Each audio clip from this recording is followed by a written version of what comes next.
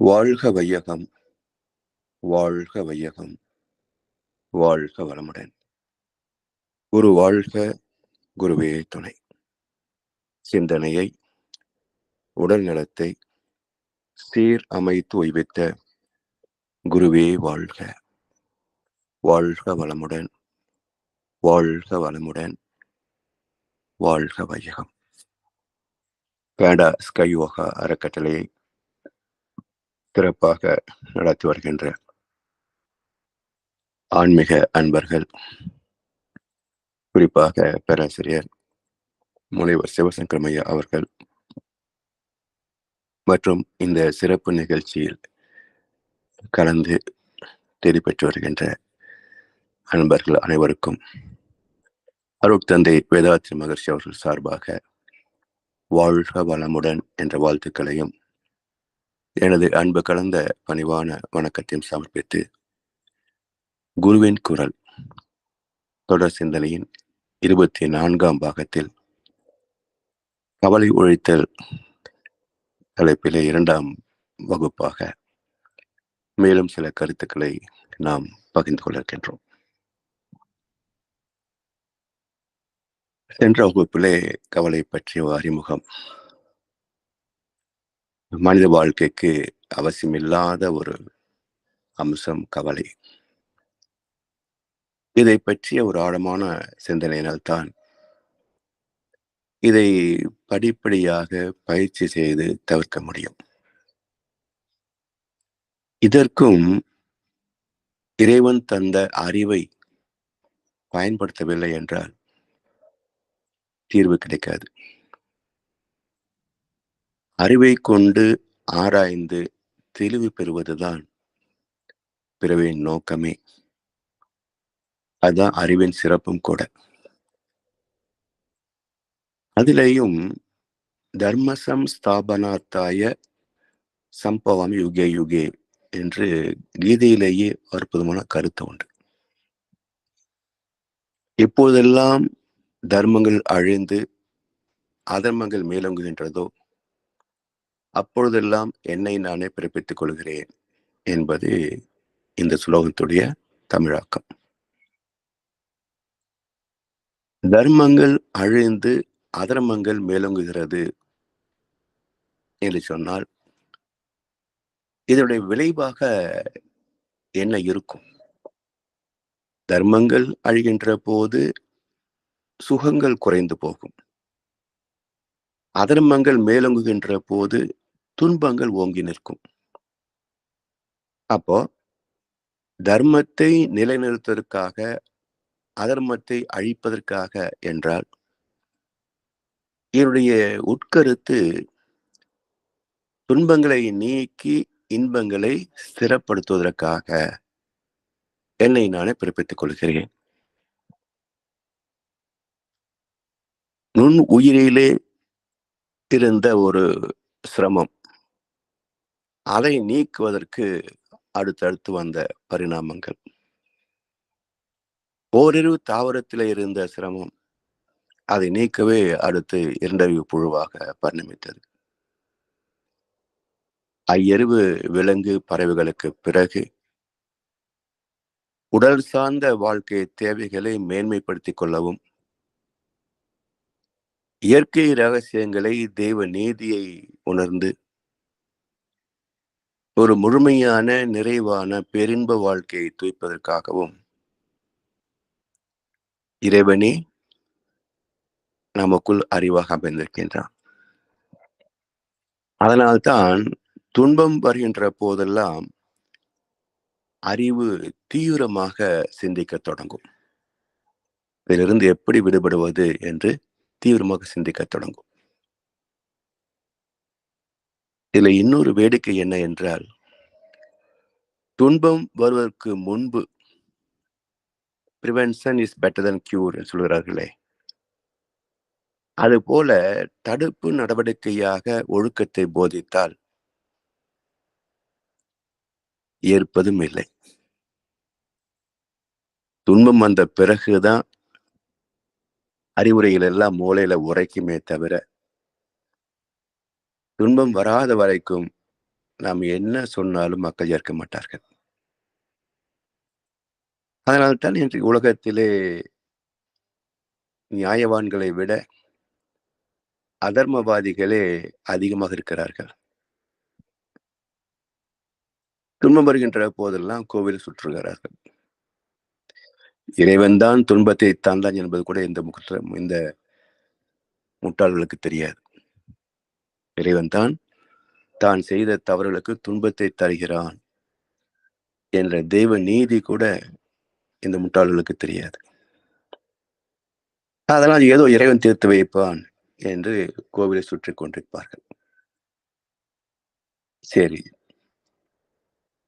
இதே விதிப்படிதான் செழிப்பில் வளர்கின்ற குழந்தைகளை காட்டிலும் ஏழ்மையில் வளர்கின்ற குழந்தைகளின் புத்தி கூர்மை சிறப்பாக இருக்கும். ஏனென்றால் தேவைகளுக்காக போராடுகின்றார்கள் அல்லவா? அந்த போராட்டத்திலே எப்படி வெற்றி பெறுவது என்று சிந்திப்பது அறிவுதானே.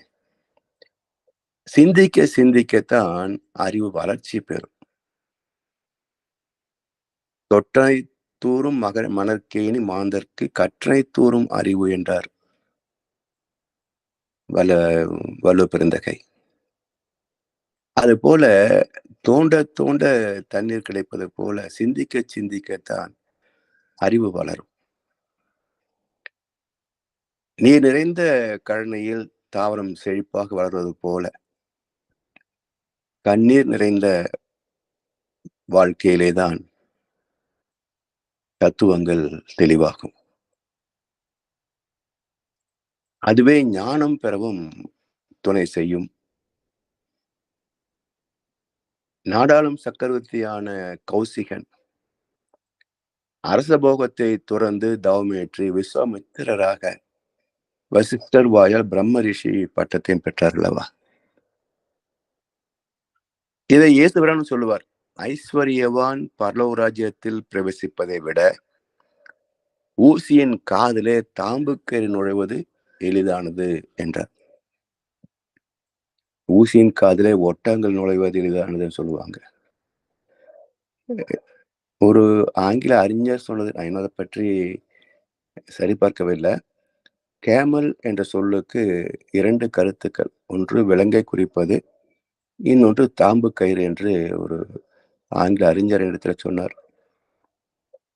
இது பொருத்தமாக இருக்கிறது. ஏன்னா ஊசியின் காதுல சாதாரணமான நூல் நுழையும் என்பது எல்லோருக்கும் தெரியும். அதுல விதிவிலக்காக தாம்பு கயிறு கூட நுழையலாம்.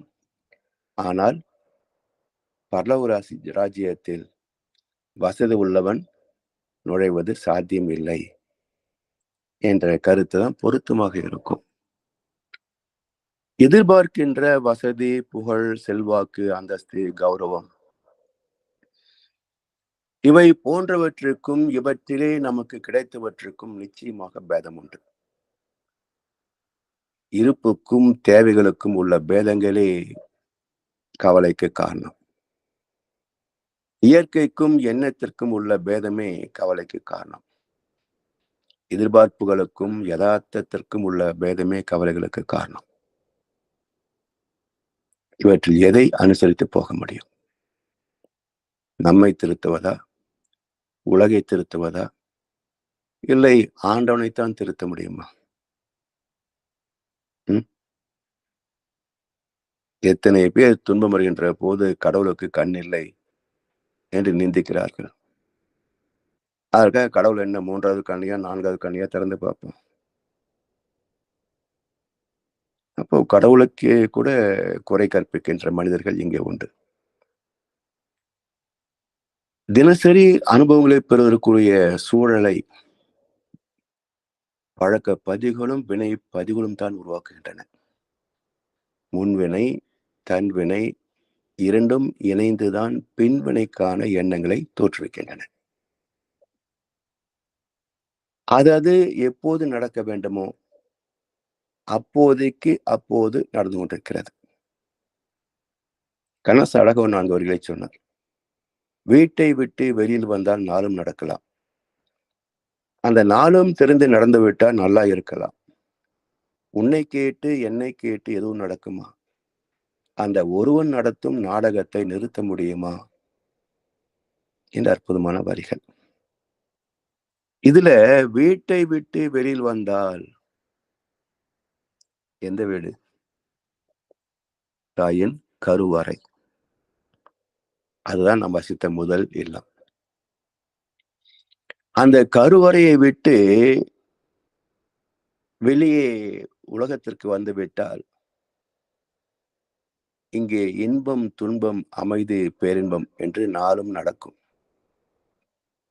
இந்த 4க்கும் காரண காரியங்களை புரிந்து நம்மை திருத்தி அமைத்துக் கொண்டால் நல்லா இருக்கலாம். ஏனென்றால் உன்னை கேட்டு என்னை கேட்டு எதுவும் நடக்காது. அந்த தெய்வ நீதி நடத்துகின்ற நாடகத்தை நிறுத்தவும் முடியாது. எனவே தூய திருத்தம் ஒவ்வொரு மனிதனும் தன்னைத்தான் திருத்திக் கொண்டால் உலகம் தானே தூய்மை பெற்றுவிடும். இந்த இன்பம், துன்பம், அமைதி, பேரின்பம் 4 அனுபவங்கள். இவற்றிலே எது வேண்டும் என்று ஒரு நேர்காணல் செய்தால் 99.9% மக்கள் சொல்லுகின்ற பதில் இன்பம் என்பதாகத்தான் இருக்கும். அமைதி, பேரின்பத்தை யாரும் நேசிக்க மாட்டார்கள். இன்னும் சொல்லப்போனால் அது எப்படி இருக்கும் என்ற சுவையே பல பேருக்கு தெரியாது. இன்பத்தை நாடுகின்ற, இன்பத்தை தேடுகின்ற வாழ்க்கையில் இன்பம் கனவில், துன்பம் எதிரில் காண்பது ஏன் தோழி? இன்பம் கனவில், துன்பம் எதிரில். ஏன்? தெய்வ நீதியை மதித்து நம்மை முறைப்படுத்திக் கொள்ளவில்லை என்றால் துன்பங்களை குறைக்க முடியாது, சுகத்தை பெருக்கிக் கொள்ள முடியாது. அமைதி, பேரின்பம் அடுத்த தலைமுறை என்று தள்ளி போய் கொண்டே இருக்குமே தவிர ஞானம் கனவிலும் வராது. இன்பம் வேண்டும் என்று எதிர்பார்ப்பதில் தான் சிக்கல். ஏனென்றால் தெய்வ நீதி யாரையும் கேட்டு தருவதில்லை, கேட்கின்ற வரைக்கும் காத்திருப்பதும் இல்லை. அது இயல்பாக நடக்கின்ற நிகழ்வுகள், செயலுக்கு விளைவாக நிகழ்கின்ற தெய்வ ஒழுங்கமைப்பு. எனவே இந்த இயற்கை நீதியை, தெய்வ நீதியை மதித்து வாழ்கின்ற அறிவை பெறுவதே உயர்வும் நிறைவும். ஒரு செயலுக்குரிய விளைவு தனக்கோ பிறருக்கோ தற்காலத்திலோ பிற்காலத்திலோ உடலுக்கோ மனதுக்கோ வந்து சேரும் என்று தெரியாத அறிவின் குறைபாடுதான் துன்பத்திற்கு காரணமே தவிர அறிந்து தெளிந்த நிலையில் செயல்பட்டால் இன்பமே இயற்கையிலே எங்கும் எதிலும் எப்போதும் நிறைந்துள்ளது அனுபவத்திற்கு. கடவுள் எந்த ஜீவனுக்கும் துன்பம் அளிப்பது இல்லை, அதனுடைய வேலையும் கிடையாது. ஒவ்வொரு ஜீவனின் வாழ்க்கையை ஆராய்ந்து பார்த்தால் அந்த ஜீவனை, ஒரு மனிதனை சோதிப்பது இறைவனின் வேலை அல்ல. இது எல்லாம் பக்தி மார்க்க கதையில் ஏதோ புலம்பி வைத்துட்டு போயிருக்கிறார்கள். அதை வைத்துக் கொண்டு இறைவன் சோதிக்கிறான் என்று புலம்பிக் கொண்டு திரிகிறார்கள்.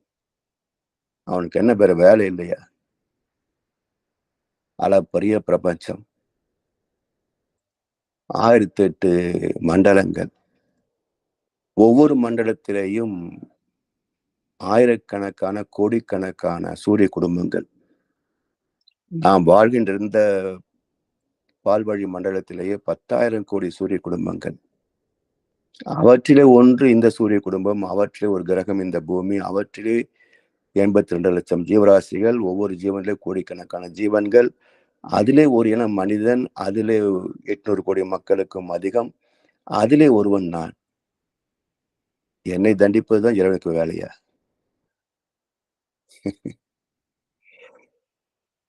சிந்தனையே கிடையாது. சிந்தனையே கிடையாது. இறைவன் தந்த அறிவை எங்கே பயன்படுத்துகிறான் என்று சொன்னால், குறுக்கு புத்தியில தான் பயன்படுத்துகின்றான். அடுத்தவனை ஏமாற்றுவது எப்படி? சொத்து சேர்ப்பது எப்படி? பதவி பெறுவது எப்படி? தேர்தலில் வெல்லுவது எப்படி? இதைத்தான் சிந்திக்கிறானே தவிர, தர்மத்தை பின்பற்றுவது எப்படி? நேர்மையான ஆட்சி தருவது எப்படி என்று யாரும் சிந்திப்பதே கிடையாது. அப்புறம் இறைவன் எடுக்கக்கூடிய என்கவுண்டர் யார் தப்ப முடியும்? அஸ்ஸாமிலே வெள்ளத்துல மிதக்கிறான் மனிதன். டெல்லியிலே குடிப்பதற்கு தண்ணீர் தவிக்கிறான் மனிதன். ஏன் இந்த முரண்பாடு? யார் செய்யும் நிர்வாகம்? எனவே இதெல்லாம் சிந்தித்து பார்த்தால்தான் நம்முடைய கடமை என்னன்றது புரியும். அது மட்டுமல்ல, மனிதனை தண்டிப்பதில் இறைவனுக்கு மகிழ்ச்சி வருமா? நமக்கு துன்பத்தை தந்து நாம் அழுவதை பார்த்து ரசிப்பதில் இறைவனுக்கு ஆர்வமா? அப்படி இருந்தது என்று வைத்துக் கொள்வோமே, நம்மை தண்டித்து நாம் அழுவதை பார்த்து இறைவன் சிரிக்கிறான், மகிழ்ச்சி அடைகிறான் என்று வைத்துக் கொண்டால், வில்லனுக்கும் இறைவனுக்கும் என்ன வித்தியாசம்? வில்லனுக்கும் இறைவனுக்கும் என்ன வித்தியாசம்? இறைவன் வில்லனா கதாநாயகனா? எனவே தெய்வம் அன்பும் கருணையுமாய்த்தான் இருக்கிறது. அதுக்கு தண்டிக்கவே தெரியாது, துன்புறுத்த தெரியாது. அன்பும் கருணை. அந்த கருணையையே தெளிந்த ஞானிகள், சைவ சித்தாந்திகள் இரண்டாக நமக்கு விளக்குகிறார்கள். ஒன்று அறக்கருணை, இன்னொன்று மரக்கருணை. அதில் அறக்கருணை, மரக்கருணை. அறம் எதிர்ச்சொல் மரம். இதை எளிதில் விளங்கிக் கொள்ள வேண்டும் என்றால், ஒரு குழந்தையை ஈன்றெடுத்த தாய் அந்த குழந்தைக்கு அழும்போது, பசிக்கின்ற போதெல்லாம் தாய்ப்பால் தருகிறார். அந்த சுவையை ரசித்து அருந்துகிறது குழந்தை. எந்த குழந்தையும் தாய்ப்பாலை வெறுப்பதில்லை.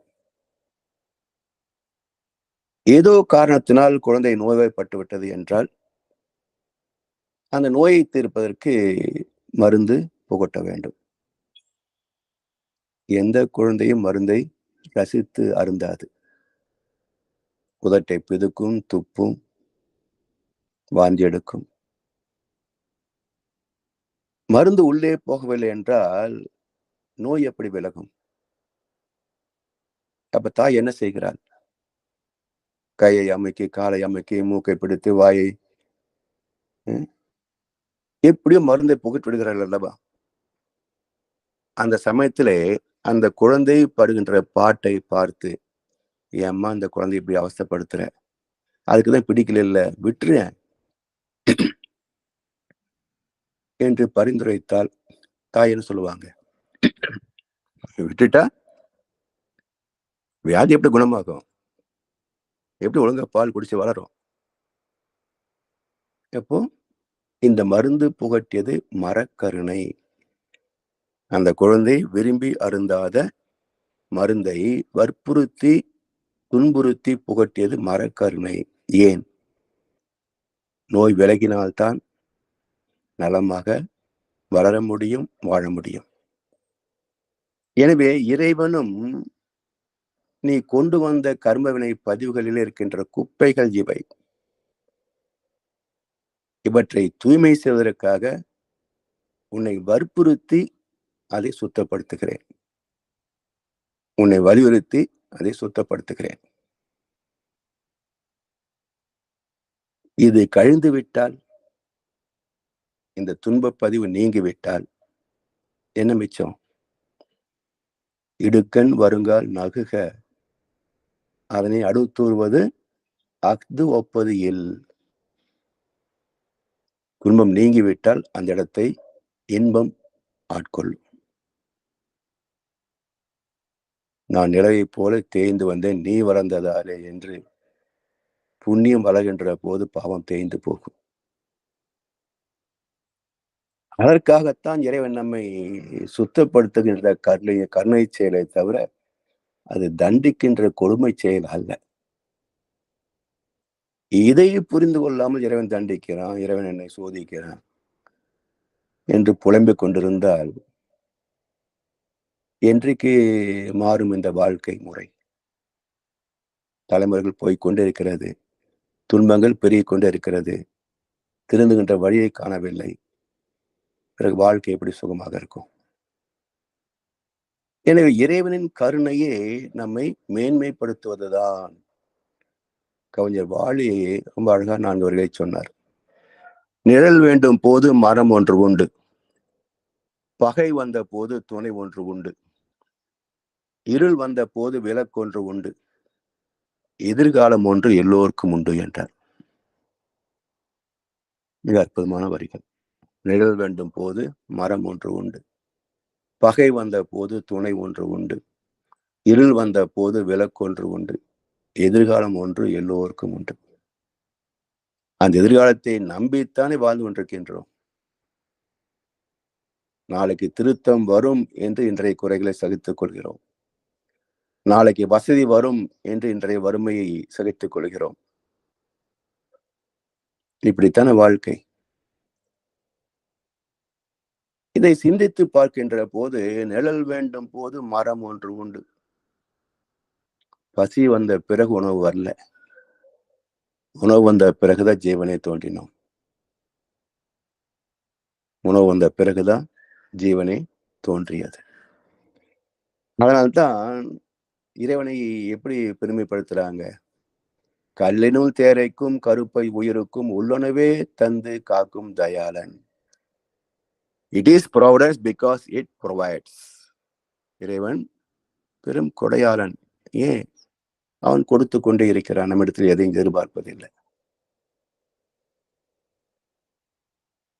இந்த உண்மையை, பரிணாம ரகசியத்தை நாம் புரிந்து கொண்டால்தான் ஒன்று உருவாகின்ற போது அதுக்கு தேவையான அனைத்தும் அங்கேயே இருக்கும். ஆரிஜின் ஒன்றுக்குள் ஒன்றாக கருவானது, அது ஒன்றினில் ஒன்றாக பொருளானது, ஒன்றை ஒன்று பகைத்தால் உயர்வேது என்பார் கண்ணாசனோட பாடலில். ஒன்றுக்குள் ஒன்றாக கருவானது, ஒன்றினில் ஒன்றாக பொருளானது. இறைநிலையிலிருந்து துகள் பின்னப்படுகின்ற போது அந்த பின்னத்தில் இருந்த ஆற்றல் எழுச்சி பெற்றதுதான் இயக்கம். அப்ப அந்த இயக்கத்திற்கு வேண்டிய ஆற்றல் இருப்பாக இருக்கிறது அல்லவா? ஒரு பயிருக்கு வேண்டிய ஆற்றல் மண்ணிலே இருப்பாக இருக்கிறது அல்லவா? நாம் உண்ணுகின்ற உணவை செரிக்கின்ற சக்தி உடலிலே இருப்பாக இருக்கிறது அல்லவா? சிந்தித்து பார்த்தால் தான் இறைவனுடைய கொடை நமக்கு புரியும். அதை உணர்கின்ற போது எத்தனை கோடி இன்பம் வைத்தா இறைவா என்று இறைவனை போற்றத்தான் தெரியுமே தவிர அவனை விமர்சிக்க மனசு வராது. திருவாசகம், திருக்குரான், இப்படி எத்தனை ஆன்மீக நூல்கள் எடுத்து பாருங்க, எல்லாம் இறைவனின் பெருமைகளைத்தானே பேசுகின்றன. இறைவனை பற்றி பேசல, ஆனா பெருமைகளை பற்றி பேசுகிறது. திருவாசகத்திலே ஒரு பகுதி தான் சிவபுராணம். அந்த சிவபுராணம் தான் ஓரளவுக்கு பரிணாமத்தை சுட்டி காட்டுகிறது. ஆதி சிவமாகிய சுத்தவெளியே எப்படி எல்லாமாக எழுச்சி பெற்றது, பரிணமித்தது என்ற கருத்தை சுட்டி காட்டுவது சிவபுராணம் மட்டும்தான். மற்றதெல்லாம் புகழ் பாடுவதுதான். இப்படி இறைவனை உணர்ந்தவர்கள் வாழ்க்கையை ஆனந்தமாக கிடைத்திருக்கிறார்கள். அதான் பேரின்பம். சரி, இந்த பூமியில் இல்லாத ஒன்றை பற்றி நாம் கற்பனை பண்ண முடியுமா? அல்லது உற்பத்தி செய்ய முடியுமா? அல்லது அதை உபயோகப்படுத்த முடியுமா?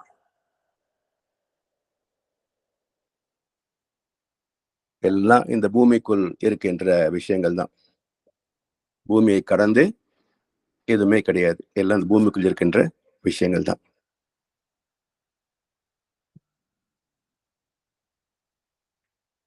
எனவே இதை புரிந்து கொண்டு வாழ்க்கையை செம்மைப்படுத்திக் கொள்ள வேண்டும். அப்ப சுய திருத்தம் தான் சாதிக்கக்கூடிய ஒரே வழி. சமுதாயத்தை மாற்ற முடியாது. இயற்கையை மாற்ற முடியாது. அப்ப இந்த முக்கோணத்தில் மாற்றக்கூடிய ஒரு கோணம் அவரவர் மட்டுமே. சரி. இப்போ இந்த பூமியில் இருக்கின்ற வளங்களே நம்முடைய கவலைகளுக்கு காரணமாக இருக்கின்றன. அதாவது ஒன்றும் இல்லாத காலம். பைபிள் பார்த்தீங்கன்னா, வேடிக்கையாகவும் இருக்கும், வியப்பாகவும் இருக்கும். அ ஆதாம், ஏவாளுக்கு 2 ஆண் பிள்ளைகள் பிறக்கும். அந்த 2 ஆண் பிள்ளைகளே ஒருவன் இன்னொன்னு கொன்று விடுவான். இருக்கிறதே 4 பேருங்க. ஒரு தாய், ஒரு தந்தை, 2 மகன்கள். இந்த உலகத்திலே 4 பேர் இருக்கிறாங்க. இதுல ஒருத்தன் இன்னொருத்தன கொன்னுடுறான். அப்படி என்றால், இந்த உலகம் எவ்வளவு அ படைப்பே சரியில்லைன்னு தான சொல்லணும். கண்ணதாசன் வேடிக்கையா சொல்லுவாரு. இந்த ஆண்டவன் ஒரு அரைகுறை. எதையாவது உருப்படி செய்திருக்கானா பாருங்க. உதாரணம் மனிதன் அப்படிம்பாரு. அது மாதிரி 2 பேர் இருக்கிறபோது, ஒருத்தனை இன்னொருத்தன் கொன்று விடுகிறான். என்ன காரணத்தினால் கொன்றாய்? என்று கேட்கிற போது, அ ஒருவன் ஆடு மேய்ப்பவன், இன்னொருவன் விவசாயி. 2 தொழில் அங்கே. ஒண்ணு அசைவம், இன்னொன்னு சைவம். இப்போ இறைவனுக்கு எதை படைப்பாங்க? எது நாம் உற்பத்தி செய்கிறோமோ, அதைத்தானே இறைவனுக்கு படைப்போம். அப்போ அந்த ஆடு மேய்க்கிறவன் கொழுத்த ஆட்டுக்குட்டியை இறைவனுக்கு படைத்தான். ஆடு மேய்ப்பவன் கொழுத்த ஆட்டுக்குட்டியை இறைவனுக்கு படைத்தான். விவசாயம் பார்ப்பவனும் விளைந்த கனிகளை, காய்களை படைத்தான். என்னுடைய ஆண்டவனுக்கு நீ இதைத்தான் கொடுப்பாயா என்று அவனை கொன்று விட்டான். நான் கொழுத்த ஆட்டுக்குட்டியை கொடுத்திருக்கிறேன். நீ வெறும் காய்கறி கொண்டு வச்சுக்கிறியா என்று அவனை கொன்று விட்டான். சோ மனிதன் தோன்றிய போதே அழிவுக்கு காரணம் யார் என்றால் கடவுள். இன்றைய வரைக்கும் கடவுள் வைத்துத்தான் அரசியலே நடந்து கொண்டிருக்கிறது இங்க. இன்று வரைக்கும் கடவுளை வைத்துத்தான் உலகமே யுத்தம் வரைக்கும் நடந்து கொண்டிருக்கிறது. இது வேடிக்கை இல்லையா? இன்றைக்கும் அந்த காலத்திலிருந்து இந்த காலம் வரைக்கும் கடவுளை பற்றிய தெளிவு அப்பவும் இறைவன் ஆதாம் ஏவாளை பார்த்து போனாரு. 2 பேரும் பார்த்துட்டு போனாரு. இறைவனே 2 பேருக்கும் அட்வைஸ் பண்ணல. இன்றைக்கு மகான்கள் போதனை செய்தாலும் மக்கள் கேட்க விரும்பவில்லை. தன்னை திருத்திக் கொள்ள விரும்பவில்லை.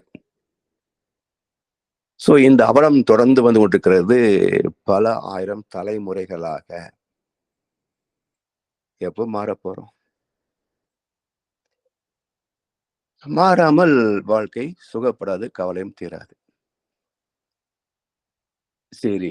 இப்போ பொருள், புகழ், செல்வாக்கு, புலன் இன்பம் 4லே புகுந்து அழுந்தி மனித மனம் புண்ணாய் வருந்துவோர். கவலைக்கு காரணம் எங்க வருதுங்க? பொருள், புகழ், செல்வாக்கு, புலன் இன்பங்கள். 2 நாளா இந்தியாவுல அரசியல்வாதிகளே தூங்கல. ஏன்? அதிகாரம், செல்வாக்கு. அதுல ஒருத்தருக்கு ஒருத்தர் போட்டி. மக்களுக்கு நல்லது செய்வதற்கு இத்தனை போட்டியா? ஒரு குடும்பத்தை வைத்து மேய்ப்பதற்கே வீடு பிதுங்குகிறது. கோடிக்கணக்கான குடும்பங்களை வைத்து மேய்ப்பதில இத்தனை போட்டியா?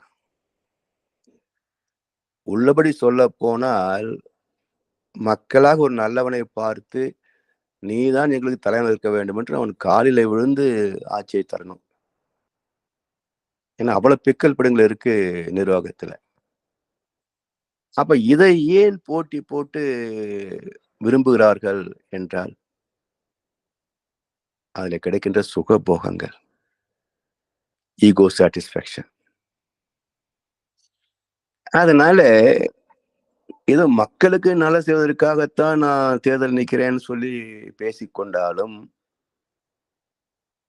நல்லது செய்பவர்கள் எண்ணிக்கை விரல விட்டு எண்ணிவிடலாம். மற்றவர்கள் எல்லோரும் திருடர்களே. வாய்ப்பை, அதிகாரத்தை பயன்படுத்தி மக்கள் நலம், மக்கள் நலம் என்றே பேசுவார். தம் மக்கள் நலம் ஒன்றை தான் மனதில் கொள்ளுவார் என்று கவிஞர் புலமைப்பித்தன் ஒரு பாடல்ல சொல்லி வைத்தார். அது மாதிரிதான். இந்த 4ம் மனிதன் விரும்புகின்ற அளவுக்கு இறைவனால் கொடுக்க முடியுமா?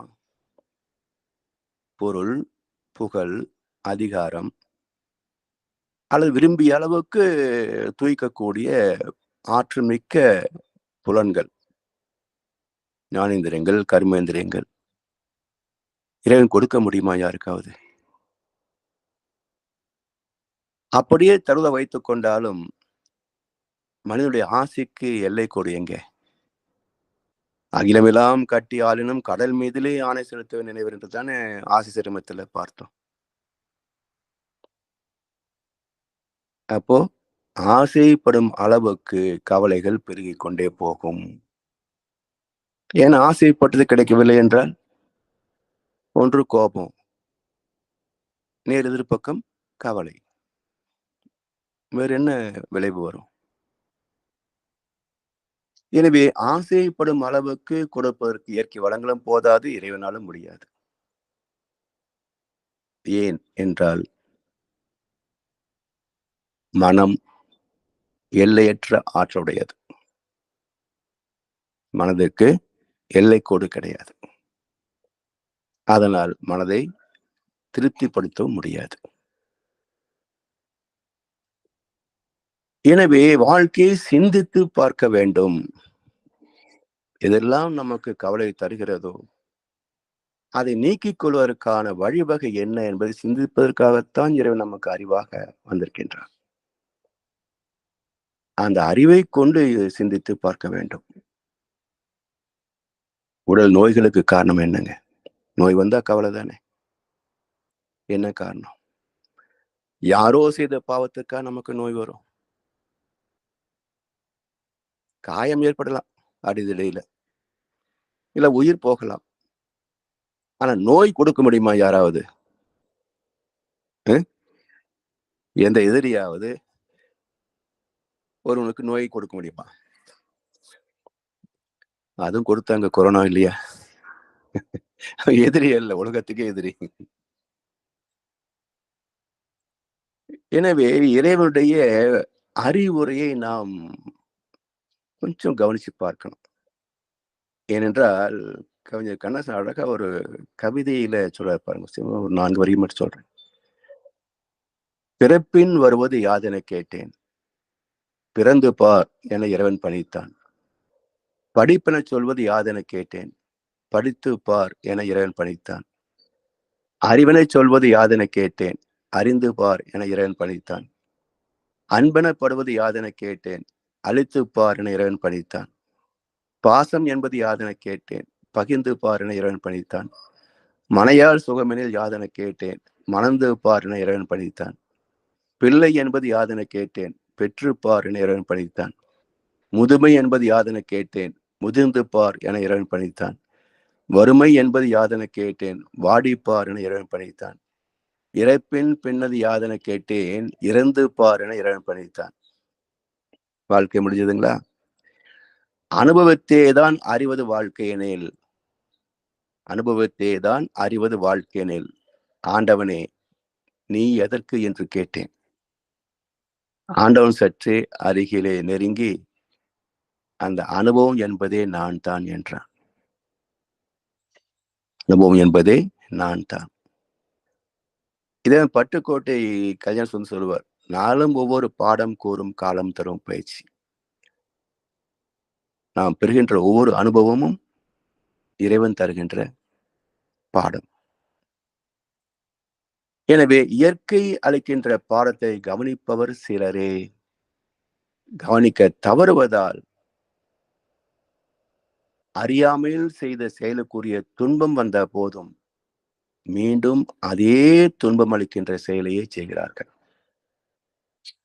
அதனால் நோய்களும் பிரச்சனைகளும் சிக்கல்களும் பெருகிக்கொண்டே போகின்றன. எனவே இயற்கை சட்டத்தை, விதியை, தேவ நீதியை புரிந்து கொள்ளும் அறிவு அவசியம்.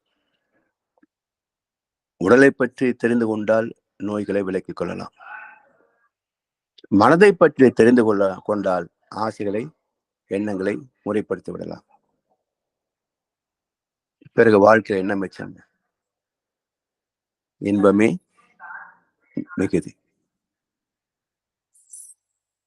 தேவைகளை பெறுவதற்கு இயற்கை விதி துணை செய்கிறது நமக்கு. எப்படி? நல்ல புண்ணிய கர்ம பலன்களே அதிக சுகங்களை துய்ப்பதற்கு ஒரே காரணம். நாம் சந்ததிகளுக்கு சேர்த்து வைக்க வேண்டியது செல்வம் அல்ல. அது யாரு களவடி போகலாம், தொலைந்து போகலாம். ஆனால் புண்ணியத்தை சேர்த்து வைத்தால் யாரும் களவாட முடியாது, அது திருட்டு போக முடியாது, நட்டப்பட முடியாது. எனவே வள்ளுவர் சொல்லுவார், புண்ணியத்தின் பலன்தான் பணம். ஏன் பணக்காரனை மதிக்கிறோம் என்றால், அவன் ஒரு தம்பதிக்கு மதிப்புடையவன் கிடையாது என்றாலும் அவனுடைய பரம்பரை செல்வம் அவனிடத்தில் இருந்தால் அவனும் மதிப்புக்குரியவனே என்கிறார் வள்ளுவர். ஏன் என்றால் பணம் என்பது புண்ணியத்தின் தரமாற்றம், எக்ஸ்சேஞ்ச் வேல்யூ. கூடவே ஒரு அறிவுரை சொல்றார், புண்ணியம் பணமா மாறி உனக்கு கிடைச்சதா, இந்த பணத்தை சிக்கனமாக பயன்படுத்தி கொண்டு மீதே புண்ணியமா மாத்து. எப்படிங்க? புண்ணியத்தால் வந்த செல்வத்தை சிக்கனமாக பயன் கொண்டு மீதியை புண்ணியமாக மாற்றி வைத்துக்கொள். எப்படி புண்ணியமா மாத்துறது? வரியார் கொன்றியவதே ஈகை, அற்றார் அழி பசி தீர்த்தல் அக்தூரன் பெற்றான் பொருள்வை புலி. எந்த பேங்க்ல போட்டு வச்சா ஐடி கேட்காம, பாஸ்வேர்டு கேட்காம, ஓடிபி கேட்காம உடனே நமக்கோ நம்முடைய 7 தலைமுறைகளுக்கோ தேவைப்படுகின்ற போது கொடுக்கக்கூடிய ஒரு வங்கி எது என்றார், அற்றார் அழி பசி தீர்த்தல் அக்தூரம் பெற்றான் பொருள் வைப்புழி. அதுதான்ப்பா நிஜமான பேங்க். வேற எந்த பேங்க்ல நீ சேர்த்து வச்சாலும் அது புண்ணிய கணக்குக்கு வராது.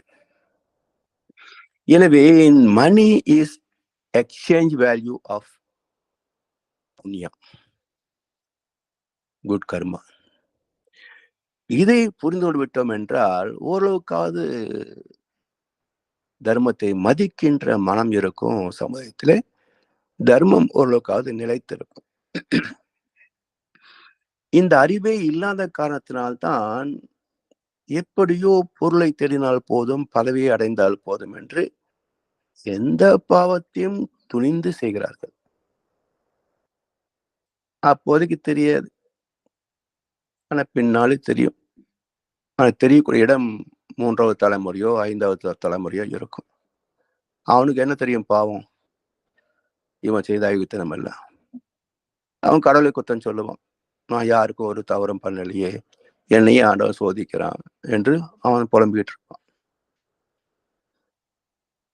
சரி, இப்போ கவலைக்கு காரணம் என்ன என்பது மகர்ஷி அவர்கள் ஆராய்ந்து பார்த்து 2 காரணங்களை சொல்றாங்க. அடிப்படையில் கவலைக்கான காரணம் 2. ஒன்று திறமையின்மை, மற்றது அச்சம். அஞ்சி அஞ்சி சாவார் இவர் அஞ்சாத பொருளில்லை அவனியிலே என்றார் மகாகவி பாரதியார். அஞ்சி அஞ்சி சாவார் இவர் அஞ்சாத பொருளில்லை அவனியிலே. எதற்கெல்லாம் பயப்படுவது என்ற விவஸ்தையே இங்கு இருப்பதில்லை. மேலை நாடுகளிலே அட்வென்ச்சர்ஸ், நாம் ஆச்சரியப்படக்கூடிய சாதனைகள் எல்லாம் செய்யறாங்க. உயிரை பற்றிய பயம் இருந்தால் அது செய்ய முடியுமா? அப்போ அவன் பயிற்சியிலே நம்பிக்கை, அதிலே பெறுகின்ற முன்னேற்றம், அதை மட்டும்தான் பார்க்கிறானே தவிர செத்து போயிருவோமோ என்று நினைத்தால் எந்த அட்வென்ச்சரும் சாதிக்க முடியாது. அவ்வளவு ஏன், இந்த உலகத்தில் புது புது நிலங்களை கூட கண்டெடுத்திருக்க முடியாது. உயிரை பணயம் வைத்து படகிலே பயணித்ததால் தான் புதிய புதிய நிலப்பரப்புகள் கண்டெடுத்தான் மனிதன். ஏன்னா உயிருக்கு பயந்து யாரு கேட்டு வருது, யாரு கேட்டு போகுதுங்க. எனவே அச்சம், எதற்கு அஞ்சணும் சொன்னா, அஞ்சுதல் அஞ்சாமை பேதமை என்று சொல்றார் இல்லையா வள்ளுவர். எதற்கு அஞ்ச வேண்டும் என்றால், அதர்மத்தை செய்வதற்கு அஞ்ச வேண்டும். மற்றவர்களை கெடுப்பதற்கு, துன்புறுத்துவதற்கு அஞ்ச வேண்டும். சரி, திறமையின்மை, அதாவது இந்த டென்னிஸ் வீரர் ரோஜர் ஃபெடரர், அவரு கிட்டத்தட்ட 36, 37 முறை சாம்பியன் பட்டம் பெற்றவர். அளப்பரிய செல்வம் அவருக்கு. ஒவ்வொரு டோர்னமெண்ட்லயும் எத்தனை கிடைக்கும். மற்றவர்கள் எல்லாம் சொத்து சேர்த்து கொண்டிருக்க, இந்த புண்ணியவானோ 50,000 குழந்தைகளை தத்தெடுத்து, ஆப்பிரிக்கால ஒரு கிராமத்தை தத்தெடுத்து தன்னுடைய வருவாயில் 90% தானமாக தருகிறார். மற்றவர்கள் பரிகாசமாக கேட்ட போது 10% தானம் பண்ணா பரவாயில்ல, நியாயம். நீ 90% தானம் பண்றிய, உனக்கு என்ன மூளை இருக்கா, அறிவு இருக்கான்னு கேட்டேன். இப்போ அவர் சொன்னாரு, நான் முதல் இடத்திற்கு வருவதற்கு ஒரு பந்து தான் காரணம். இந்த கடைசி பால் யார் அடிக்கிறாங்களோ அவங்க வெற்றி பெற்றவர், அடுத்தவர் தோல்வி பெறுகிறார். அந்த கடைசி பால் யார் அடிக்க வேண்டும் என்பதை யார் நிச்சயிக்கிறாங்க? திறமை சொல்லலாம், கடின உழைப்பு என்று சொல்லலாம், அதிர்ஷ்டம் என்று சொல்லலாம். ஏன்னா கடைசி பால் அதிர்ஷ்டம் வந்தா தானே கிடைக்கும். ஏனென்றால் உழைப்பும் திறமையும் ஃபைனல்ஸ் வரக்கூடிய எல்லோருக்குமே ஒரே மாதிரி தான். அப்போ அந்த அதிர்ஷ்டம் யார் கொடுக்குறாங்க? இறைவன். கடின உழைப்பு இல்லைன்னா டோர்னமெண்ட் வர முடியுமா வேர்ல்டு லெவல்ல? அது என்னுடையது. இப்போ கடின உழைப்புக்குத்தான் நான் உரிமை உள்ளவன். திறமைக்கும் அதிர்ஷ்டத்துக்கும் இறைவனே பொறுப்பு. நான் பிறக்கின்ற போது என்னென்ன திறமைகளை எனக்குள் வைத்தான இறைவன். கடைசி பந்தை அடித்து வெற்றி பெற வேண்டும் என்று எனக்கு அதிர்ஷ்டத்தை தந்தான இறைவன். அவன் தானே அதுக்கு உரிமை உள்ளவன். எனவே கடின உழைப்புக்கு பொருத்தமானது 10%. இறைவன் தந்த திறமைக்கும் அதிர்ஷ்டத்துக்கும் 90% அவனே பொறுப்பு.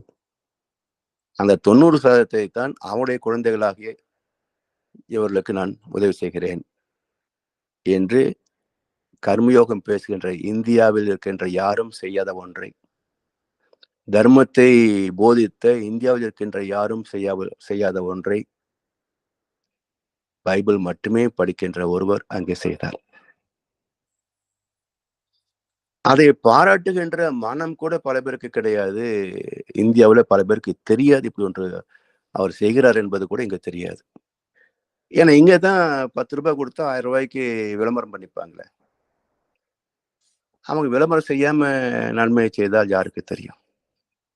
அப்படியே தெரிந்தால் நம்ம என்ன பலமுறை திரும்ப திரும்ப பேசி விடுவோமா? எனவே திறமை என்பது இறைவனின் கொடை. திறமை என்பது இறைவனின் கொடை. எதன் அடிப்படையில்? அவனுக்கு பிடிச்சவனுக்கு அதிகமா கொடுப்பாரு, பிடிக்காதவனுக்கு குறைவா கொடுப்பாரு. அப்படியா? வேண்டியவர் வேண்டாதவர் அவனுக்கு இல்லை. பிறகு எதன் அடிப்படையில் திறமைகளை தருகிறான்? 7 சம்பத்துக்களை நிர்ணயிக்கிறான் என்றால் அவரவர் புண்ணிய பதிவுகளின் அடிப்படையில்.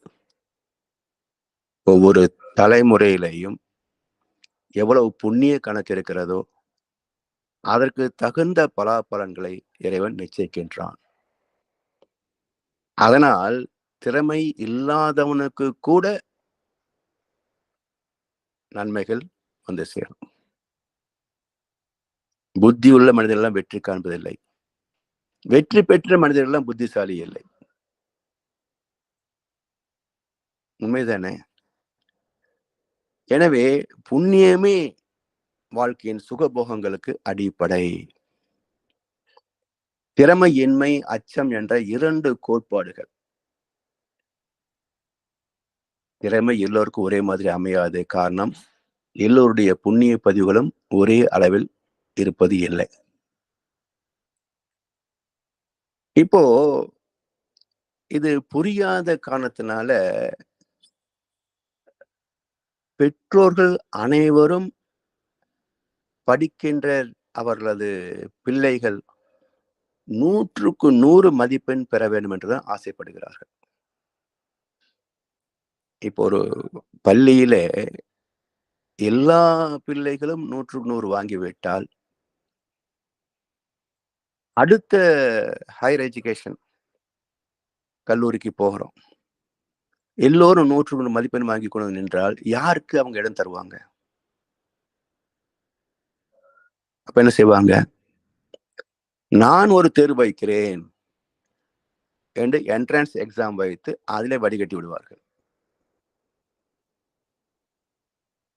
ஏனென்றால் இயற்கை வளங்கள் எல்லோருக்கும் போதுமான அளவுக்கு இருக்குது.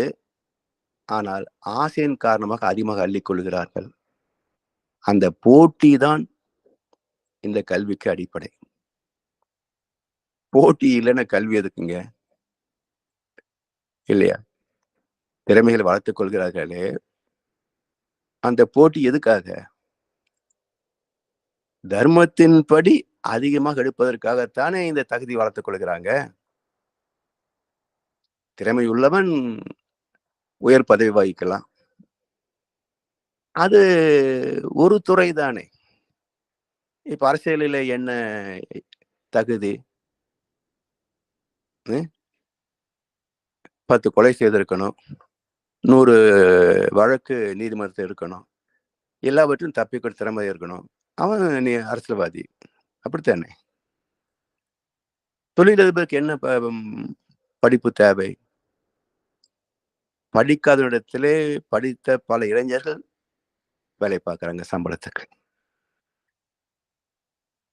இப்படி இன்றைக்கு பணம் பண்ணுவது மிக எளிது.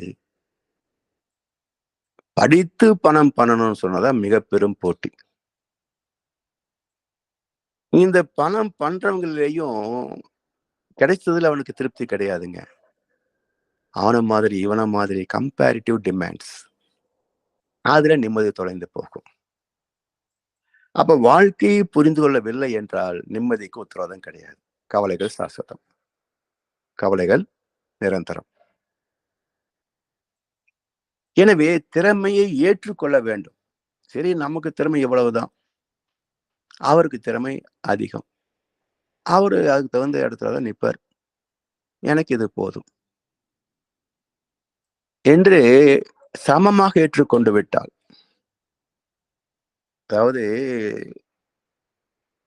திருக்குறளை ஒரு சமுதாய விதியாகவே கற்றுக்கொள்ள வைக்க வேண்டும். எத்தனையோ விஷயங்கள் என்ன சொல்லுவாருன்னா, பண்புள்ள ஒருவரிடத்திலே செல்வம் இருந்தால், மனித நேயமிக்க ஒருவரிடத்திலே செல்வம் குவிந்திருந்தால், என்னுடைய பையில் பணம் இருப்பதை போலது, வேணுங்க போது கேட்டா கொடுப்பார். ஏடிஎம் கார்டு மாதிரி. அதுக்காக கேட்டுக்கிட்டே இருப்பேனா? சுய கௌரவம் இருக்கே. சிக்கனமாக செலவு செய்வதற்கு மட்டும் கேட்கலாமே தவிர, உதறித்தனத்துக்கு போய் கேட்கக்கூடாது. சோ இந்த பக்குவம் பண்பாடு வந்துவிட்டால், ஏன்னா இரவு இரவு அச்சம் என்று 2 அதிகாரம் தந்திருக்கிறார் வள்ளுவர். இரவு இரவு அச்சம். இரவு என்றால் காலத்தை குறிப்பது. இரத்தல் என்றால் மெலினரா. பலினம் போட்டா முடிஞ்சு போச்சுன்னு அர்த்தம். செத்து போயிட்டான். மெலினரா போட்டோம்னா பிச்சை எடுத்தல்னு அர்த்தம். இரத்தல். இறந்தும் உயிர் வாழ்தல் வேண்டின் பறந்து கெடுக உலக ஏற்றியான். என்ன நெத்திரியான ஒரு சாபம் தெரியுங்களா? இறைவனை சபிக்கிறார் வள்ளுவர். இறந்தும் உயிர் வாழ்தல் வேண்டின் பறந்து கெடுக உலகை ஏற்றியான். உலகேற்றியவன் யாருங்க? இறைவன். பறந்து கெடுக, அவன் நாசமா போகட்டும் ஆண்டவன்றார். ஏன் என்றால், இங்க பிச்செடுப்போம் யார் சொல்றா தெரியுங்களா? தர்மத்தை பின்பற்றி ஒழுக்கமாக வாழ்பவன் பிச்சை எடுத்தே ஆக வேண்டும் என்ற நிலை வந்துவிட்டால், இந்த நிலையை அவனுக்கு அளித்த இறைவன் நாசமாக போகட்டும். இறந்தும் உயிர் வாழ்தல் வேண்டின் பறந்து கெடுக உலகை ஏற்றியான். இதே கருத்தை கண்ணாசன் ஒரு 4 வரியில போட்டார். பத்தும் பறந்திடும் பசி வந்தால் மறந்திடும். இளமையில் கொடுமை என்ற வறுமை அம்மா. என்றும் இதுதான் நீதி என்றால் இறைவன் வேண்டுமா?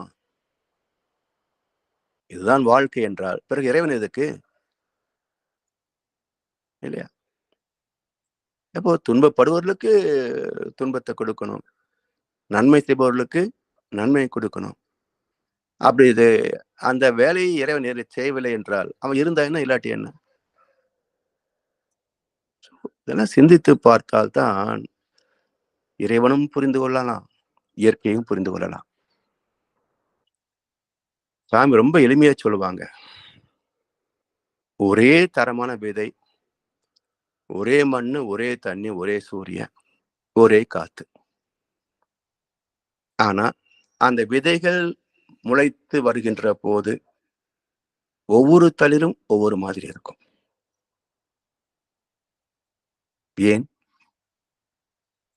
ஒரே வெரைட்டி விதைகள், ஒரே தண்ணி, ஒரே காத்து, ஒரே மண்ணு. அப்ப விளைச்சலிலே ஏன் பேதம் என்றால், பார்க்கின்ற விதை ஒரே மாதிரி தான் இருக்குது. அந்த விதையின் தன்மை, குவாலிட்டி, அது உள்ளே காந்தலைகளாக இருக்கும். அதிலே பேதம் இருந்தே தீரும். அப்ப நன்றாக வளர்கின்ற பயிர் இல்லாத பயிரை பார்த்து கேலி செய்கிறதா? இல்லாத பயிர் நன்றாக வளர்கின்ற பயிரை பார்த்து பொறாமைப்படுகிறதா? இப்படித்தானே நாமும். இதில் என்ன பெருமை, என்ன சிறுமை? இரவு வரும், பகலும் வரும், உலகம் ஒன்றுதான். வறுமை வரும், செழுமை வரும், வாழ்க்கை ஒன்றுதான். தனிமை வரும், துணையும் வரும், பயணம் ஒன்றுதான். யார் இங்க சரித்திரம் எழுதிக்க போறாங்க? நாமளே எழுதி வச்சா யார் படிக்க போறாங்க? இவ்வளவுதான் வாழ்க்கை. எதுக்கு இந்த ஆர்ப்பாட்டம்? என்னவோ ஒருத்தன் சரித்திரம் எழுதுற மாதிரி நினைச்சுக்கிட்டு போட்டி போறத பார்த்த வேடிக்கை மனிதர்கள். வேடிக்கை மனிதர்கள். இப்போ தமிழ்நாட்டுல 2000 சிலை வைக்கிறதுக்கு எங்க அரசாங்கம் வந்து முனைப்படுத்திருக்கிறது. ஒரு நிலநடுக்கம் வந்ததுன்னா தமிழ்நாடு தரமட்டமாகி போயிடும். அப்புறம் 2 சிலைகளை போய் எங்க புதைக்கிறது? யாரும் புதைக்க வேண்டாம், அதே புதை கொண்டு போகும். எனவே வாழ்ந்தவர் கோடி, மறைந்தவர் கோடி. மக்கள் மனதில் நிற்பவர் யார்? மாபெரும் வீரர், மானம் காத்தோர், சரித்திரம் தன்னிலை நிற்கின்றார். வள்ளுவருடைய முகம் என்ன நமக்கு தெரியாது. 2000 ஆண்டுகளை கடந்து இன்றைக்கும் வள்ளுவர் வாழ்ந்து கொண்டிருக்கின்றார். இயேசுபிரான் 2024 ஆண்டுகள் ஆச்சு. அவருடைய முகம் என்னன்னு யாருக்குமே தெரியாது. ஏதோ ஒரு உருவத்தை வச்சு இதுதான் வள்ளுவர், இதுதான் இயேசுன்னு நம்ம வணங்கி கொண்டிருக்கிறோம். உண்மை முகம் நமக்கு தெரியாது. ஆனாலும் வாழ்ந்து கொண்டிருக்கிறார். அதே போல நபிகள், புத்தர், ஆனா எந்த அரசியல்வாதி நமக்கு தெரியும்? 50 வருஷத்துக்கு முன்னாடி யார் வாழ்ந்தாங்க நமக்கு தெரியுமா? ஒரு நூற்றாண்டுக்கு முன் இருந்த ஜமீன்தார்கள், அரசியல்வாதிகள், சக்கரவர்த்திகள், சாம்ராட்டுகள் யாருக்கு தெரியும்? இதுதான்ப்பா வாழ்க்கை. நேற்று வந்து இன்றிருந்து நாளை போகும். இங்கே நடந்ததெல்லாம் முடிந்து போன நாடகமாகும். இவ்வளவுதான் வாழ்க்கை. இதுல என்ன இந்த ஆர்ப்பாட்டம்? சோ இதெல்லாம் நான் வேடிக்கை தான் பார்க்கிறேன். இந்த மனிதர்களை, பெருமை பேசுகின்ற மனிதர்கள் எல்லாம் நான் வேடிக்கை தான் பார்க்கிறேன். என்னையா பெருமை இருக்குது? இன்னைக்கு செத்த நாளைக்கு கருமாதி, அடுத்த வருஷம் திதி போடுவாங்க, அதுக்கு அடுத்த வருஷம் உங்க போட்டோ கூட தூக்கி எங்க கடைசிடுவாங்க. மகன் வேணும் வச்சுக்கலாம், எங்க அப்பா போட்டோன்னு. கொழுப்பெரும் வந்தா எந்த யார் இது இந்த போட்டோ எதுக்கு இங்க வச்சுக்கிட்டேன்னு தூக்கி கோப்பையில போட்டுருவான். சோ நம்முடைய பெயரை கூட தெரிந்து கொள்ள விரும்பாத தலைமுறைக்காக நீயே சொத்து சேர்த்து வைக்கிற இல்லையா? எனவே பேதம் என்பது இயற்கை விதி என்பதை புரிந்து கொண்டால் திறமைகளை ஏற்றுக்கொள்வது சரி. அடுத்து அது கொஞ்சம் வளர்த்துக் கொள்ளலாம் இல்லையா? அது எப்படி சாத்தியம்? அச்சத்தை எப்படி நீக்குவது? இந்த வழிவகைகளை பற்றி அடுத்த அமர்வுகளை சிந்திப்போம் என்று சொல்லி வாய்ப்பளித்த அனைவருக்கும் நன்றி பாராட்டி இன்றைய உரையை நிறைவு செய்கின்றோம். வாழ்க வளமுடன், வாழ்க வளமுடன், வாழ்க வையகம். அடுத்து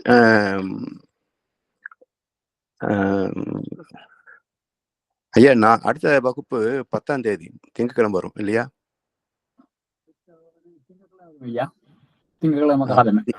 ஆமாங்கய்யா, திங்கட்கிழமை எனக்கு சென்னை பயணம் இருக்கு. நான் பயணத்துல இருப்பேன். ஆனா திங்கள் வகுப்பு நம்ம கேன்சல் பண்ணிட்டு புதன் வகுப்பு வச்சுக்கலாம். புதன் அங்கே தான் இருப்பேன், சென்னையில் இருப்பேன். நான் அங்கிருந்து பேச முடியும். நான் திங்கள் வகுப்பு ரத்து பண்ணிடலாம். நன்றிகள் ஐயா. நன்றி ஐயா. கவலை ஒழித்தல் பற்றிய மேலும் பல தகவல்களை இன்று ஐயா நமக்கு தந்திருக்கின்றார். இப்பொழுது அன்பர்களுடைய கேள்வி பதில் பகுதிக்கு செல்வோம். ஐயாவிடம் உங்கள் கேள்விகளை கேட்க விரும்புவர்கள் அல்லது கருத்துக்களை பெருமாற விரும்புவர்கள் கைகளை உயர்த்தி கேட்கலாம்.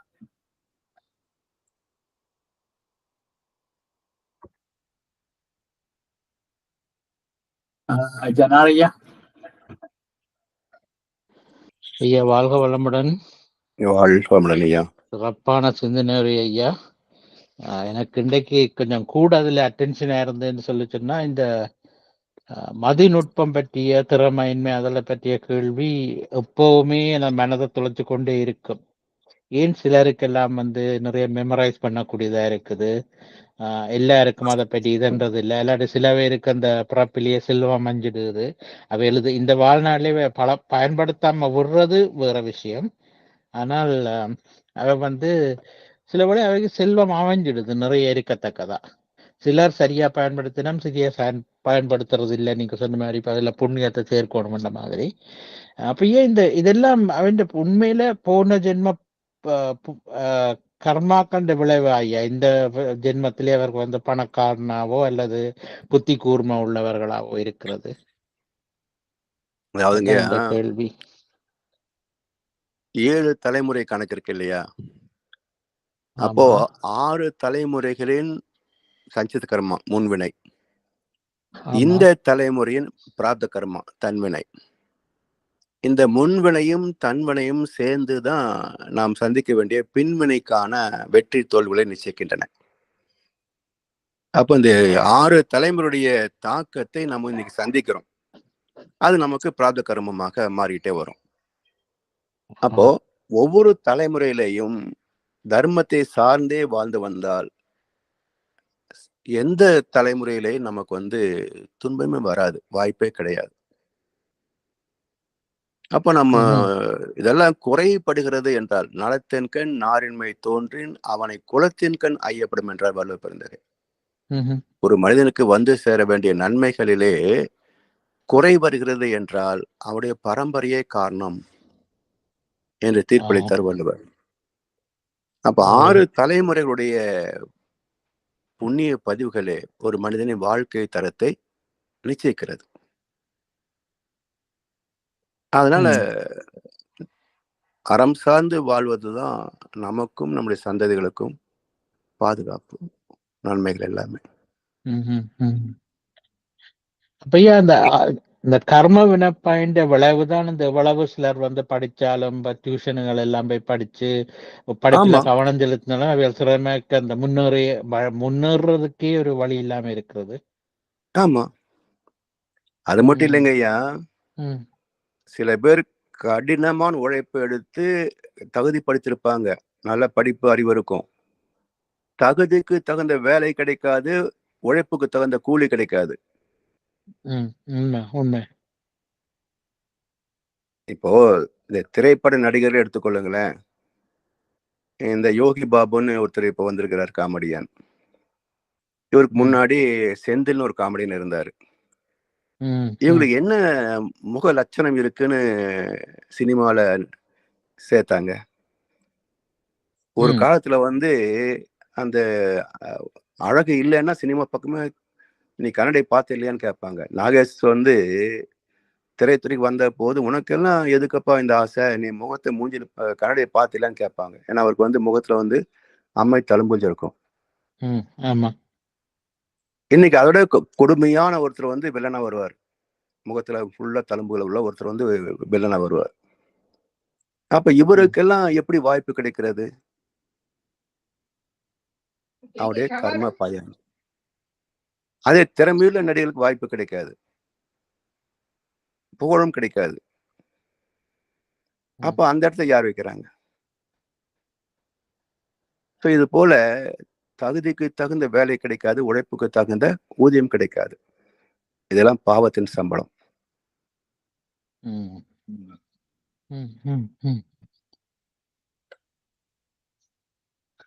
நன்றி ஐயா, நன்றி ஐயா, நல்ல விளக்கம்.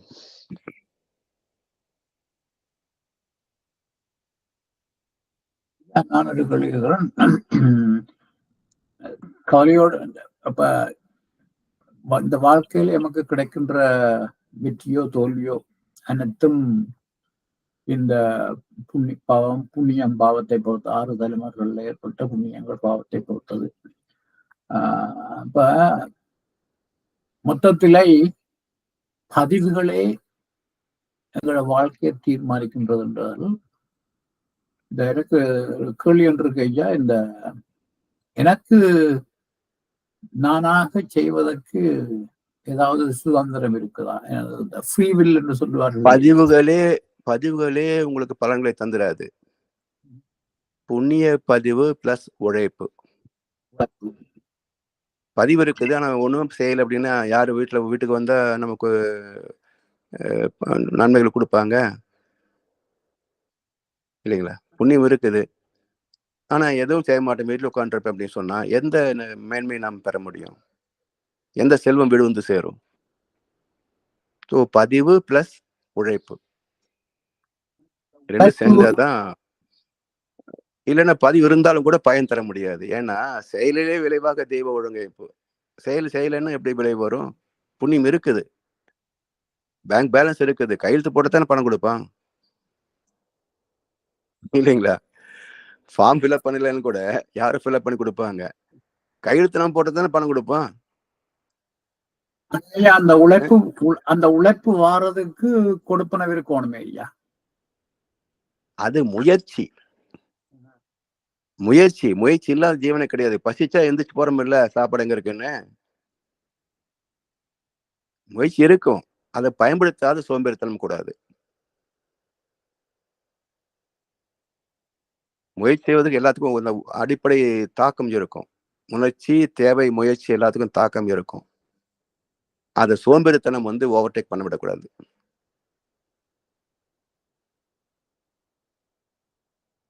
சரிங்களா ஐயா? கூரையை பிச்சு கொண்டு கடவுள் கொடுக்க மாட்டார். கூரையை பிச்சு கொடுப்பான ஆண்டவன். நான் ஆசை போட்டிருக்கிறோமே, எப்படி பிக்க முடியும்?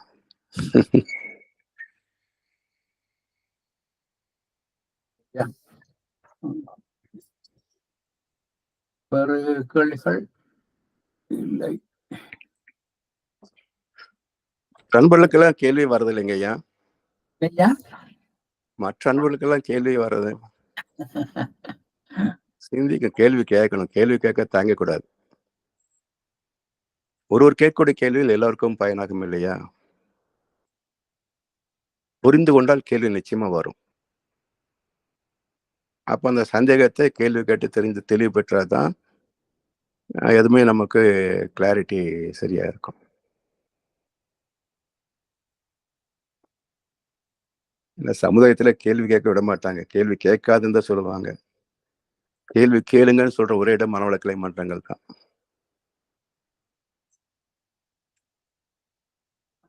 இப்ப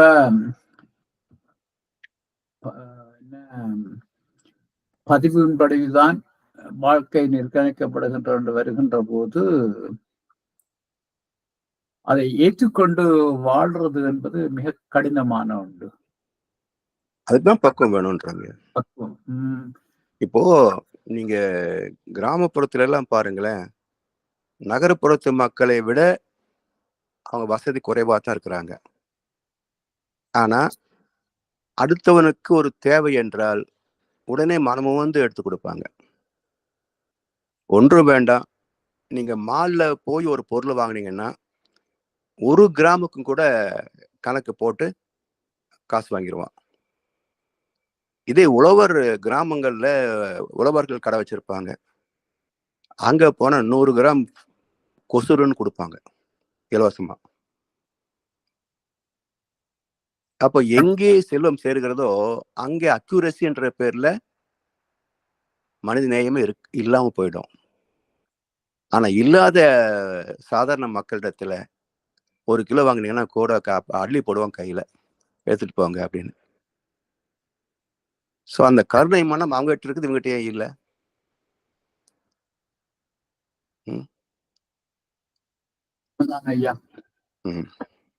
இன்னும் சொல்ல போனா சில வருஷங்களுக்கு முன்னாடி நடந்த ஒரு நிகழ்ச்சி.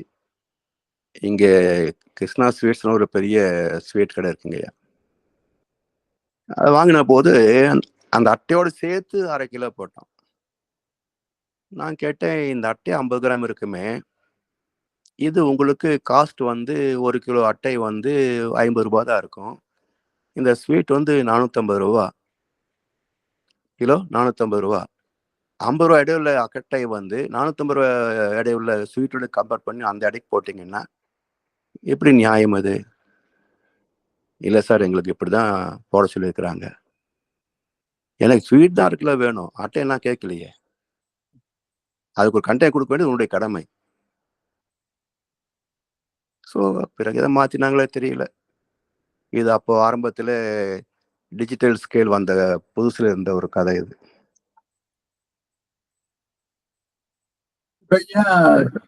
பலர் மிக கடினமாக உழைச்சுத்தான் பணத்தை சேர்க்கிறார்கள். நான் சொல்றது நடுத்தர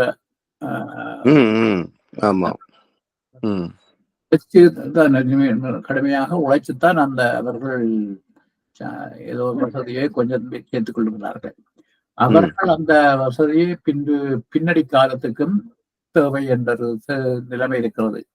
அப்ப அவர்கள் அதை எடுத்து கொடுப்பது என்பது அவர்களுக்கு மிக கடினமான ஒரு விடயமாக இருக்கிறது. உழைப்பார் அங்கேதான் அரசாங்கம் வரணும். இப்போ கனடாலையும் அமெரிக்காவிலையும் சீனியர் சிட்டிசன்ஸுக்கு காய்கறி உட்பட ஃப்ரீயா தராங்கல்ல.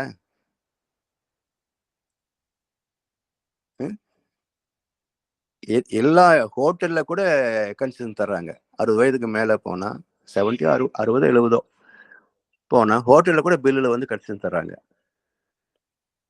அப்ப அது மாதிரியான சட்டத்தை அமுல்படுத்துவது யாரு? அரசாங்கம் தானே. அது ஏன் வந்து இலங்கையில இந்தியா மாதிரி நாடுகள் இருக்கிறது இல்ல? அப்போ சீனியர் சிட்டிசன் வந்து உழைக்க முடியாதவர்கள் தானே. அப்ப அவர்களுக்கு அரசாங்கம் பொறுப்பெடுக்கணும் இல்லையா? சரி, இப்ப வசதி உள்ளவர்கள் என்ன சொல்றாங்க, இங்க பேங்க் வட்டி ரொம்ப குறைவா இருக்குது, எங்களால வந்து டெர்மினல் பெனிஃபிட்ஸ் வச்சுக்கிட்டு குடும்பம் நடத்த முடியறதில்லை என்று என்னை மாதிரி பென்ஷனர்ஸ் கேட்குறாங்க. இப்போ நான் என்ன அவங்களுக்கு பதில் சொல்லுவேன்னா, சரி நீ கேட்குற மாதிரி 15% இன்ட்ரெஸ்ட் கொடுத்துடலாம், 8க்கு பதிலாக டபுள் தி இன்ட்ரெஸ்ட் கொடுத்துடலாம். நீ செத்த பிறகு இந்த டெபாசிட் யாருக்கு போகணும்னு நினைக்கிறேன்? என் குழந்தைகளுக்கு. அது எப்படி? நீ வாழ்கின்ற வரைக்கும் பேங்க் உனக்கு அதிகமாக இன்ட்ரெஸ்ட் கொடுக்கணும், செத்து போயிட்டு டெபாசிட் குழந்தைகளுக்கு கொடுக்கணும்னு சொன்னா உனக்கு கொடுக்கப்பட்ட டெர்மினல் பெனிஃபிட்ஸ் உனக்கா குழந்தைகளுக்கா? உங்களுக்கு தானே கொடுத்தாங்க, கணவன் மனைவிக்கு தானே டெர்மினல் பெனிஃபிட்ஸ் கொடுத்தாங்க. அப்போ அந்த பெனிஃபிட்ஸ் வந்து டோட்டலாக வந்து பேங்க் எடுத்துக்கங்க, நான் வாழ்கின்ற வரைக்கும் எனக்கு இவ்வளோ இன்ட்ரெஸ்ட் கொடுத்துருன்னு கேளுங்க, அப்போ கொடுப்பாங்க. அது எப்படி? அப்ப இப்படித்தான். என்னன்னாங்கய்யா, நான் எல்லாம் எனக்கே வேணுன்ற ஒரு எண்ணம் வந்து பொது நலத்தை சிந்திக்கவே விட மாட்டேன்றது. எல்லாரும் எல்லாமும் பெற வேண்டும். அந்த பொது சிந்தனை இருந்தா எல்லாமே நியாயமா தெரியும், எல்லாம் சரியாவும் இருக்கும். இன்னும் சொல்ல போனா 4 வேளை உணவு சாப்பிட்டு பவன் ஒரு ஏழைக்கு உணவு கிடைக்காம செய்யறான். சரிங்களா? ஏன்னா மனிதனுக்கு 2 வேளை தான் உணவு சாப்பிடணும். 4 வேளை சாப்பிட்றவன் இன்னொருத்தோட உணவை சேர்த்து சாப்பிட்றான், பாவம் தானே. பணம் இருக்கு, ஆனா அது சமுதாய சட்டப்படி பணம் இருந்தா உணவு சாப்பிடலாம், எது ஒன்று வாங்கிக்கலான்றது சமுதாய சட்டம், இயற்கை சட்டத்துக்கு பொருந்தாது. இயற்கை சட்டம் இருக்கிற உணவை எல்லாரும் பகிர்ந்து சாப்பிடுங்க, இதுதான் இயற்கை சட்டம். ஆனா மனிதன் ஏழையா இருக்கும்போது இயற்கை சட்டத்தை வரவேற்பான், பணம் வரும்போது சமுதாய சட்டத்தை தான் வரவேற்பான். இப்ப நீங்க எலெக்ஷன் டைம்ல பாருங்களேன், எதை சொல்லி ஓட்டு வாங்குறாங்க உங்களுக்கு பாருங்க. இது இல்ல அது இல்ல, இவர் மட்டும் இவ்வளவு செலவு பண்றாரு, இதை சொல்லிதான் ஓட்டு வாங்குவான். இப்ப நீ ஜெயிச்ச மட்டும் என்ன பண்ண போற? அதே தானே பண்ணுவ நீ. மக்களும் சிந்திக்க மாட்டாங்க, ஏதோ இவன் வந்தா நம்ம கூட வந்து உட்காந்துட்டு கஞ்சி குடி பண்ணாக்குன்னு நினைச்சுக்கிறாங்க. ஜெயிக்கிற வரைக்கும் தான் அப்படி பேசுவான், ஜெயிச்சா மாளிகையில சூப்பரா தான் சாப்பிட போறான். நீ எப்பவும் இப்படியே கஞ்சி குடிச்சுதான் இருக்கணும்.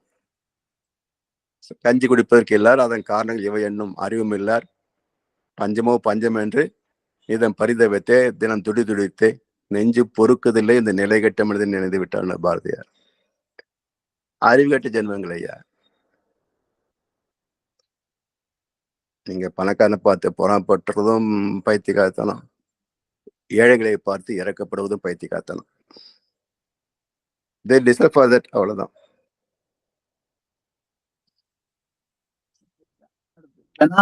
கையெழுத்தினீங்க. வாழ்க வளமுடன் ஐயா. நீங்க பேசிக்கொண்டிருக்கும் போது ஒரு கேள்வி வந்தது மனதிலே, என்னன்னா சில வேளை இந்த பணத்தை செலவழிக்கிறது கூட சில குடும்பங்கள்ல வந்து இப்ப மனை வந்து வேலைக்கு போய் கஷ்டப்பட்டு குழைச்சு கொண்டு வருவார், இப்ப ஆனா கணவர் வந்து சும்மா உதயத்தனமா குடிக்கிறது அப்படி இப்படி சும்மா செலவழிச்சு கொண்டே இருப்பினும் அதுகளோட கர்ம வினியா ஐயா, மேல் போயிட்டது 2 வருமா இல்லாட்டி அறிவு கட்டத்தனமா? எல்லாமே கர்ம வினைதான். கர்ம வினையும் அறிவுட்டத்தனமும் சேர்ந்துதான் வருது. அதாவது வளர்ப்பு சரியா வரணுங்க ஐயா. கர்ம வினை ஒரு பக்கம் இருக்கட்டும், வளர்ப்பு வந்து இப்போ நம்ம கர்ம வினையோட வந்திருக்கிறோம். ஆனா மனவளக்கலை வந்த பிறகு நமக்கு இதெல்லாம் தப்புன்னு தெரிஞ்சு திருத்துக்கிறோம் இல்லையா? இதுக்கு என்ன வினை வேணுமா?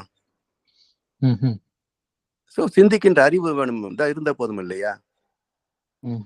அப்ப எல்லோருக்குமே வினை இருந்தாலும் கூட, அதாவது பட்டுக்கோட்டை அழகா ஒரு பாடல் சொல்வார், விதியை எண்ணி வீழ்ந்து கிடக்கும் வினரெல்லாம் மாறணும், வேலை செய்தால் உயர்வோம் என்ற விபரம் மண்டையில் ஏறணும் என்பார். தெய்வத்தால் ஆகாது எனினும் முயற்சித்தன் மெய்வர்த்த கூலி தரும் இல்லையா? ஏன்னா இந்த உழைப்புக்கு தகுந்த விளைவு தர வேண்டும் என்பதும் விதியே தானே. நீங்க கர்மா மட்டுமே விதி கிடையாது, ஒவ்வொரு கணமும் விதி இருக்கு.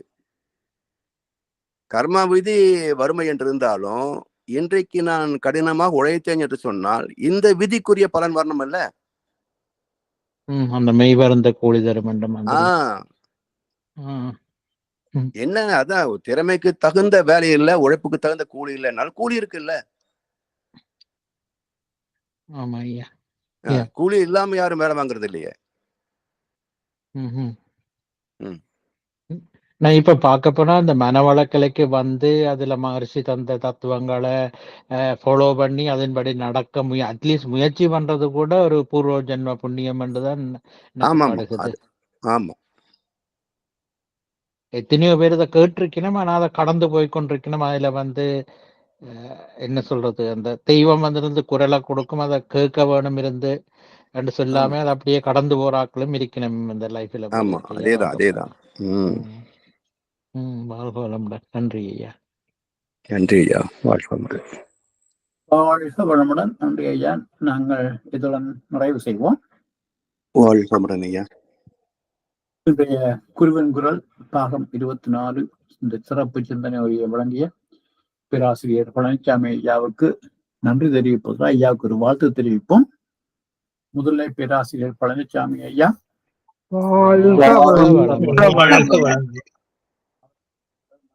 மனவளம், பொருளாதார வளம், அவர்தம் அன்பு குடும்பம்,